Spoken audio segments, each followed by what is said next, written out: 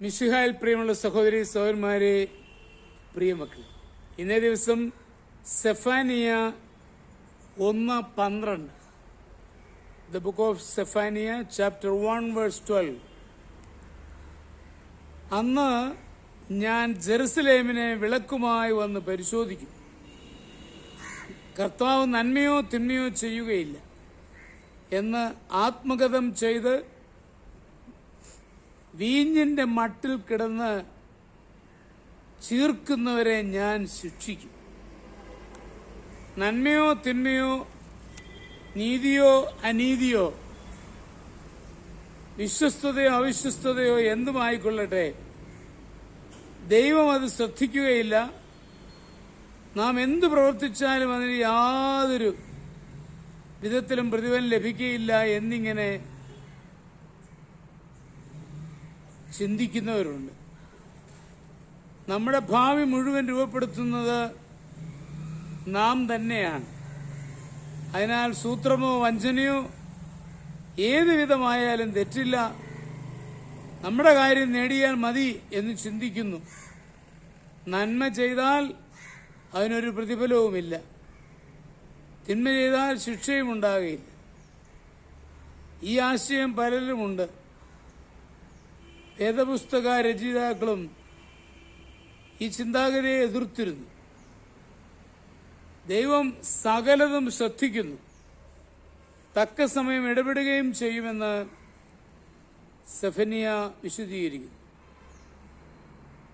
Joshua രാജാവിന്റെ കാലത്ത് Jerusalem ദേവാലയത്തിൽ നിന്ന് ആവർത്തന പുസ്തകം കണ്ടുപിടി. ആ പുസ്തകം വായിച്ചപ്പോൾ രാജാവും ജനങ്ങളും അവരുടെ അഭിപ്രായത്തെപ്പറ്റി പുനർവിചിന്തനത്തിന് ഒരുങ്ങി. ഗുണവും ദോഷവും ദൈവം പ്രവർത്തിക്കുകയില്ല എന്ന് പറയുന്നവരെ പ്രവാചകൻ ശാസിച്ചു. നന്മയ്ക്ക് പ്രതിഫലം തരുന്നവനാണ് ദൈവം, തിന്മയെ ശിക്ഷിക്കുകയും ചെയ്യും എന്ന് പ്രവാചകൻ തറപ്പിച്ചു പറഞ്ഞു. ക്രിസ്ത്യാനിയുടെ വിശ്വാസവും ഇതുതന്നെയാണ്.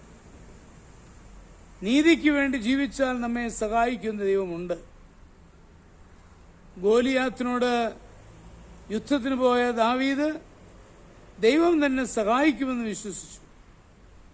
ഗോലിയാത്തിനെ വധിക്കുവാൻ ദൈവം ദാവീദിന് ബലം കൊടുത്തു.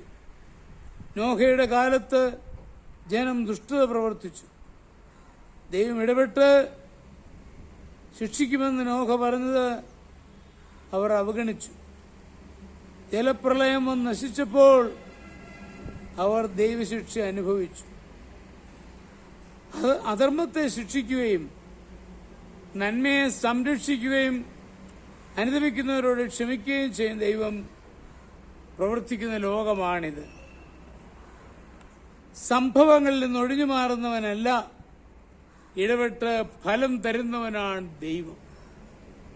നമ്മുടെ കർത്താവ് മിശിഹായുടെ കൃപയും പിതാവായ ദൈവത്തിന്റെ സ്നേഹവും പരിശുദ്ധാത്മാവിന്റെ സഹവാസവും പരിശുദ്ധ അമ്മയുടെ മധ്യസ്ഥതയും നിങ്ങളെല്ലാവരോടും കൂടി ധാരാളമായിട്ടുണ്ടായി, എപ്പോഴും എപ്പോഴും എന്നേക്കും.